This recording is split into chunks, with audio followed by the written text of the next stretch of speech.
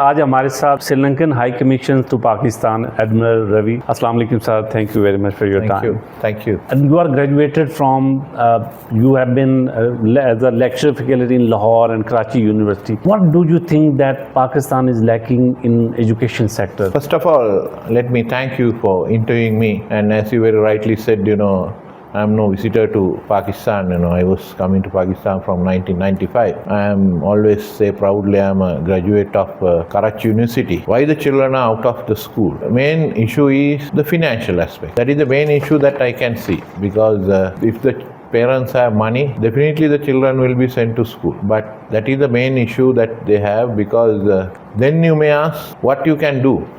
Okay. Now, we always say proudly, the Sri Lankans, that we have almost 96%, 4% Impressive. literacy rate.